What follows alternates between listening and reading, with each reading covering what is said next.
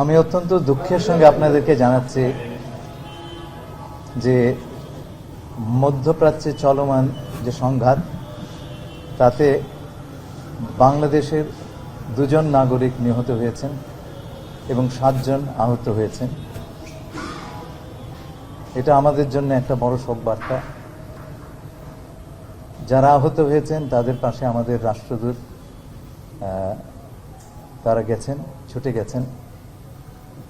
আমাকে ইতিমধ্যে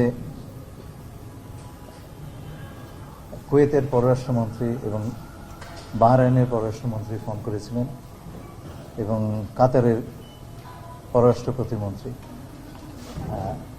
তারা সকলে আমাদের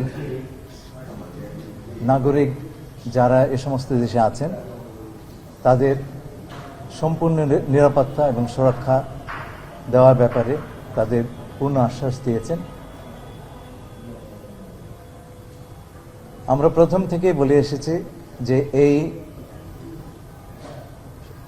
সংঘাতময় সময়ে আমাদের সবচাইতে বড় প্রায়োরিটি বা অগ্রাধিকার হচ্ছে ওই অঞ্চলে বসবাসরত আমাদের নাগরিকবৃন্দ।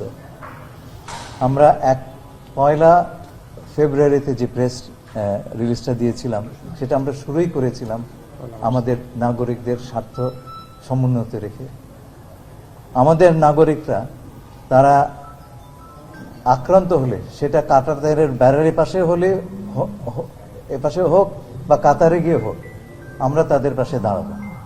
আর আমরা মনে করি না যুদ্ধ বা সংঘাত কোনো সমাধান। আমরা চাই অত্যন্ত দ্রুততম সময়ে একটা আলোচনার মাধ্যমে, কূটনীতির মাধ্যমে শান্তিপূর্ণভাবে এই সমস্যাটার সমাধান হোক।